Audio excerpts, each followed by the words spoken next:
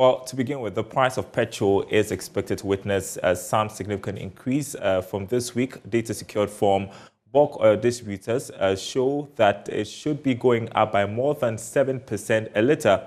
Now, let's show you some of the facts that we are gathering for you. Yesterday, oil prices jumped after EU leaders reached an agreement late to ban 90% of Russian crude by the end of the year. The embargo is part of the European Union's sixth sanctions package on Russia since it invaded Ukraine. Brent crude currently trading at $123.82 a barrel.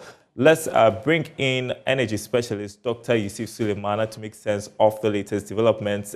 Grateful you could join us this afternoon. So summer is approaching and there's going to be high demand for fuel from people in the West as they make their plans for summer. And then there is a big one. The ban on 90% of Russian crude by EU leaders. Explain to our audience what is happening. Yeah, thank you very much, and good afternoon to you, Daryl, and good afternoon to your channel viewers in Ghana and across the globe. Thank you for having me. Yes, indeed, this is going to send a huge rippling effect, and that's what we've already seen. But to put it into a right perspective, what we see now is what I do explain, or I do put it as a speculative jump. Actually, this has not been actually cut in Russian export as we speak now, and even that this thing is supposed to take effect by the end of the year, as we are told, and they're going to take about 90% of Russian oil export to only EU, not to the global energy community. And mind you, EU as compared to other bulk consumers like the China, the eastern part of the the world, China, what's called India, that's not comparable. However, it is still a force to reckon with. And so what we have seen now, we can say that it is actually a speculative jump. It will take up to, let's say, the next 6 months for that to be effected. And even that, there could be changes, because what I see now is that they are testing the waters. Russia is still key to global energy security. Russia is key to EU energy security. So EU, and even at the last meeting, it was Hungary refused to actually go by, the pledge to ban Russian oil because they don't have any alternative. It has to take a lot of concerted effort by other members to bring them in. So as you see it now, I would say that it's a bit of speculative jump.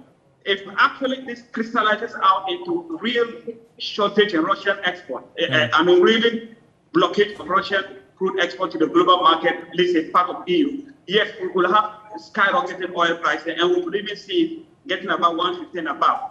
But until then, I think we will have to monitor the market and see how it goes. However, there are other like bullish momentum that is also reigning within the space, and you just mentioned one of them. Summer is approaching. That's one of the factors. And also another factor is China. You remember China has a bit of lockdown. Just now they are easing up, and so that has also put pressure on demand. So demand has also increased in the global space because of easing up of lockdowns in China. And remember, China is not a main player in terms of petroleum consumption. China is number 2, followed by US. After US, which is number 1 consumer of petroleum products globally, China is number 2. So if China economies are opening up, it is just presupposing that it's going to put more pressure on demand. We have other things like the Strait of Hormuz. I don't know whether you've heard something about that. It's also a critical choke point where hydrocarbon product, petroleum product, and crude oil is being exported from the eastern part of the globe to the western part. We have a little bit of political instability there between Russia, between Iran and the US.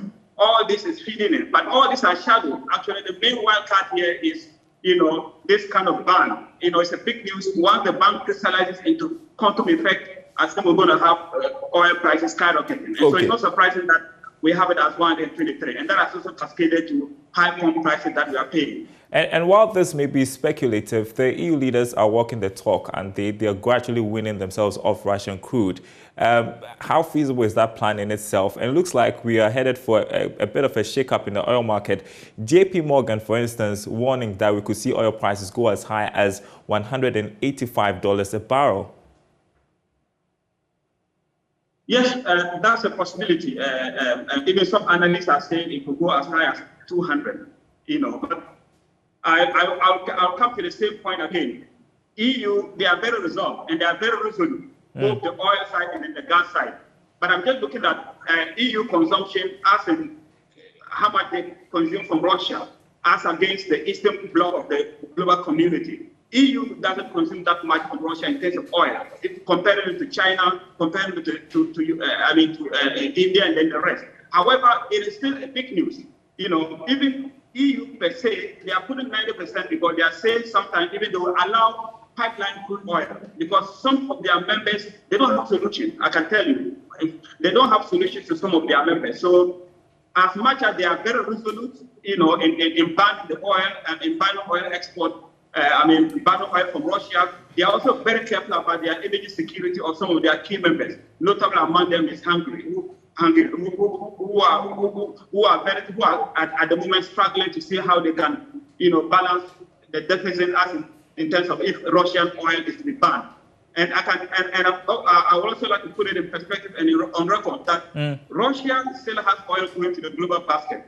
If Russian oil is to be banned completely, we will not have this oil price as we are seeing now. Russia is number 2 in terms of how much oil they produce into the global basket. They contribute about 10 to 12% of the entire oil that is produced pre-COVID era. So that's not the main player. So banning such a player is what analysts like JP Morgan, they are forecasting that it will go 185. Because yes, if assuming Russian crude oil is being banned in totality, we will have an instant shock. But I foresee that it might be very difficult. Russia will find other ways to get the crude oil into the global basket, through other means. So that's actually why we are even having a 133. Otherwise, it could even go more than that. So we are hoping that, at the end of the day, cool heads will prevail, that this conflict resolved. But as long as we continue to persist and, pressures on inflationary pressures continue to grab the global energy community and then the global economy, I think we should prepare for hard times ahead. And while the geopolitics play out, we are suffering, right?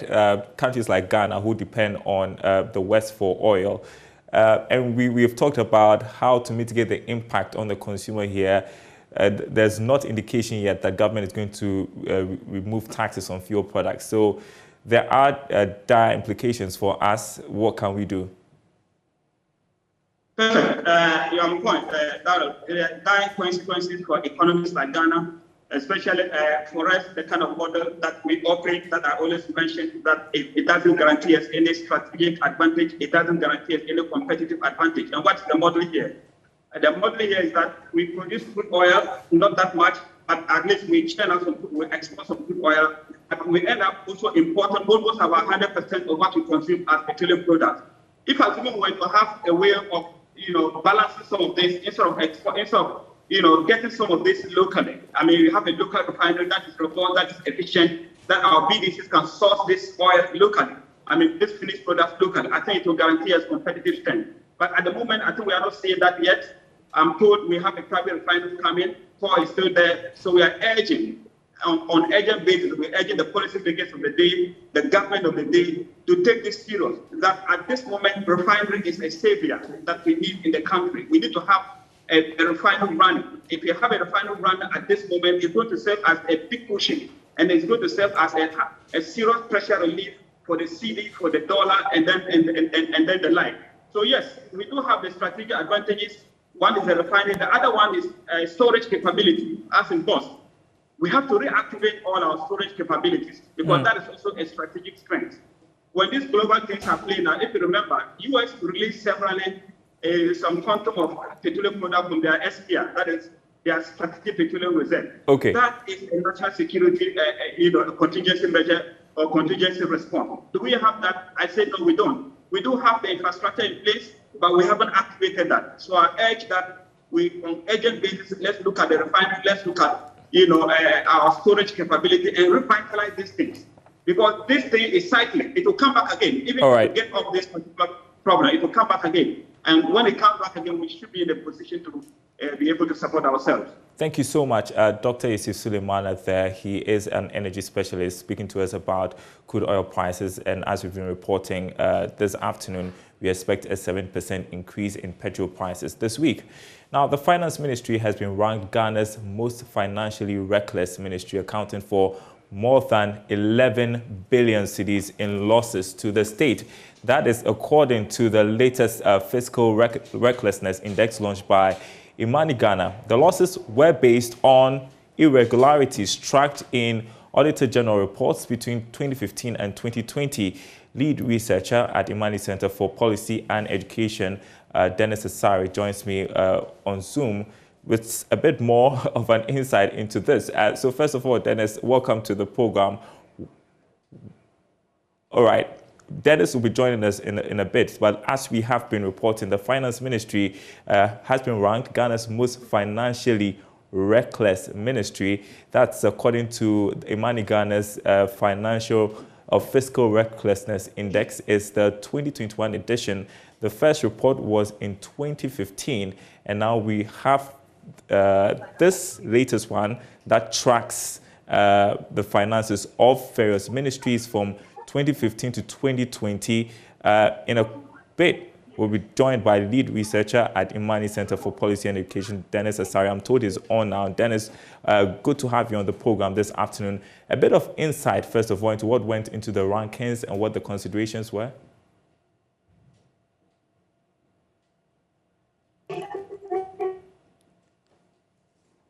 Can you hear me, Dennis?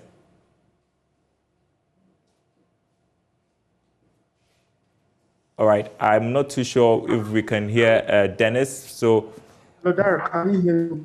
Yes, I can hear you, Dennis. So I was just asking what went into the rankings, what were the considerations? Okay, so if you look at the fiscal recklessness index has been, you already said in 2016, you focus on the financial irregularities of ministries, departments, and agencies by the Auditor General.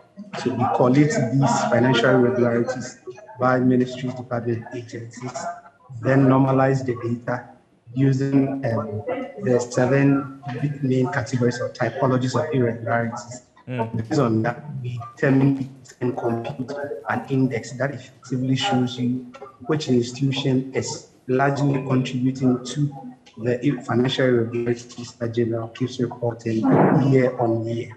And so the first one was done in 2016, where we identified that the composite value of financial irregularities was about 1.4 billion Ghana cedis between 2012 and 2014. But if you look at between 2010 and 2014, the irregularities was 1.4 billion.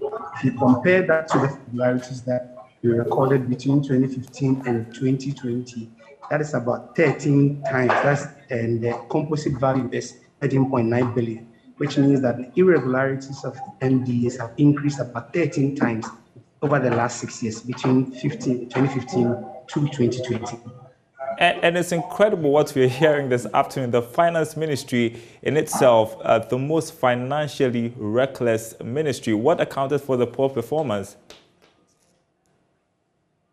Okay, so Daryl, just a bit of clarification. If you look at the Ministry of Finance, beyond their role as a sector ministry, they also perform the function of a central management agency. That is, they have other institutions under them, as well as perform supervisory role on other ministries, departments, and agencies.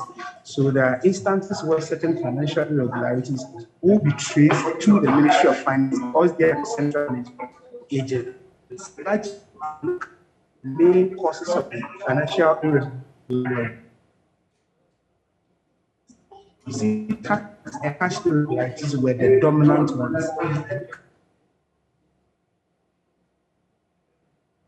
Okay, we are General and the GRA, respectively. So what you tend to see is that because these two agencies are under the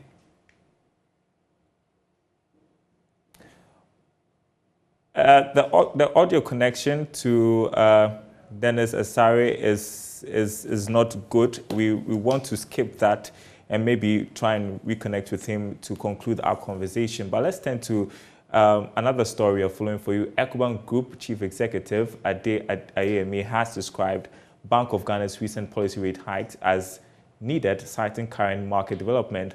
It follows criticisms from some businesses that the rate hike will further compound the current challenge of access and cost of credit. This is because the current inflation hike is supply-driven, but IAME maintains that there is still some level of demand-driven challenge that should be checked by the Bank of Ghana. He spoke to Joy Business on this and other developments at the bank's AGM. We have inflation, okay, so there is no question about that. But a lot of our inflation is also supply side. If we don't relieve the supply side, in other words, if we are not able to increase our supply, if we are not able to diversify our sources, we are not able to plant our food properly, if we are not able to reduce the post-harvest losses through investment in having those silos and properly storage facilities, if we don't do that, that supply side inflation, food inflation, is going to continue. Okay, and we don't want that to continue. And that's why I said that we don't want to be victim of war we did not start. That's the first thing. The second thing is that don't forget, fundamentally, coming out of the COVID, we realize that we've over-outsourced our reliance to one country. And therefore, people are now saying, you know what, we should be able to make face mask. We should be able to make simple gowns. We should be able to, those things that we should be able to, we should be able to process our own cereal that we use for breakfast. Because all of you see that those things during the COVID, they will have to be imported. So our companies are now beginning to realize that, and they are retooling their factory to be able to do those things. And also, people are also retooling their factory because they can see that in their market is no longer the market they used to have before. We talk to a lot of customers that are talking about, you know, with this Continental Free Trade Agreement, I'm no longer just processing for Ghana, I'm no longer just processing for Kenya, I'm not just processing for Nigeria, I'm actually processing for my region. And all of those things are opportunities, are projects that people are doing. We are also seeing our government, they're also coming to the party. A lot of governments are now creating industrial parks. So those things are investable opportunity, bankable, that is going to allow us to alleviate the supply shock that we're having now that is creating inflation. If we don't do that, then we are not solving the problem. If we do that in a very intelligent way, then those projects are not white elephant. Those projects will. You talk about, say, that inflation is supply driven, and even in the region and even in other developed markets as well, we've seen some significant hike in the policy rate as well. Do you think that it's a real challenge? So the question is this: when I say supply shock, food inflation is supply shock. You can draw a line between wheat shortage to what is happening in Ukraine. So that's supply shock. You can draw a line between what is happening to the non-availability of chips for manufacturing devices. You can draw a line through that, right? So what I'm saying, when I say supply side is a large component of the inflation. Of course, there's the demand side that has been there fundamentally with the money slush when the interest rate was zero. But our interest rate was never zero in our countries. So we've not had decades of zero interest rate. You see, a decade ago, the interest rate in Eurozone fell below zero. So we've not had that. However, we have to. Some of the policy rate movement now is to reduce demand for foreign currency, because that also has certain other problems and effect on us. But the fundamental inflation that we have on the food side is supply side. So I just want to get from, so for you, on the demand side, you think that the policy rate hikes is also prudent as well to deal? The policy rate hike is prudent because you cannot. You can't ignore. See, you can say, what happened? Okay, so you fell down and you bruised your head, and then you have headache, and so you have to apply a lot of. There will be critical things, and there will be some other sub things that you are dealing with. The critical thing we need to deal with on the food side, and I used to use on the food side, is a supply issue that we need to resolve. But we also have the demand side that is prudent for us to do, depending on country by country, because we don't want the exchange rate to run amok and run out of alignment, because it affects the psyche of people. People just, because when exchange rate is running away, people just start having fear. So you talked about Ghana being one of the strong performers in the Anglophone, Anglo region.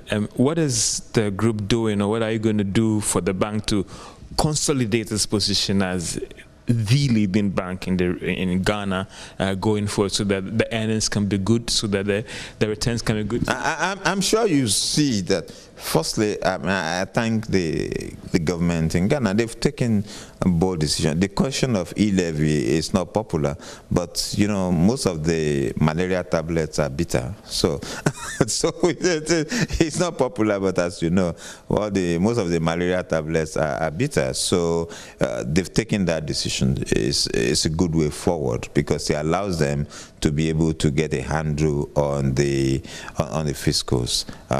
We will participate in the Ghanaian economy.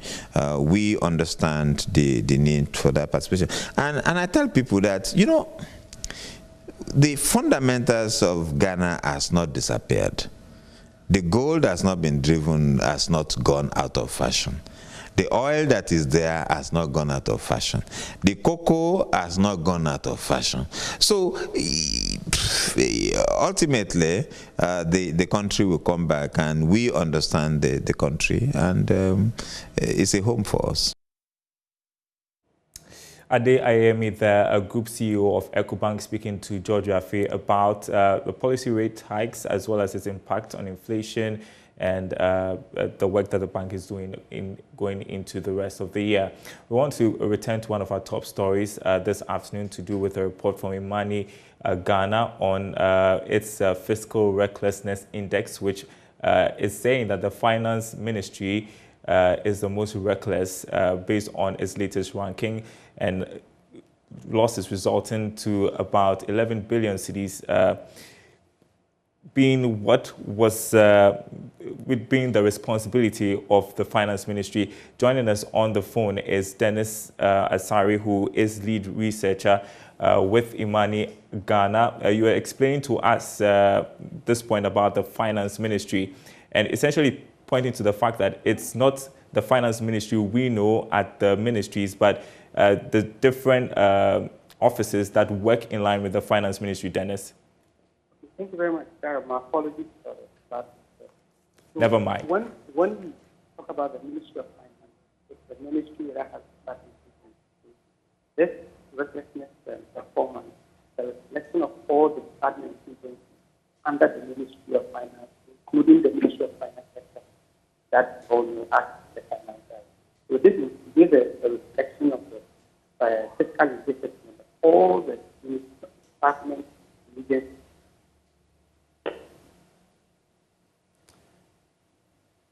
I'm not too sure we can hear you, Mr. Asari. A bit of a problem with the connection to him. We will skip that, turn to other stories. Apologies. The Ghana Revenue Authority will soon launch the automation of all tax clearance certificates. This is part of moves to migrate all payment of tax digitally whilst ensuring tax compliance. According to its Commissioner General, Reverend Dr. Amishadai Osuamwa, this will be done in two ways, via a USSD code and the Ghana card. He disclosed this at a panel discussion at the just ended 6th Ghana CEO Summit.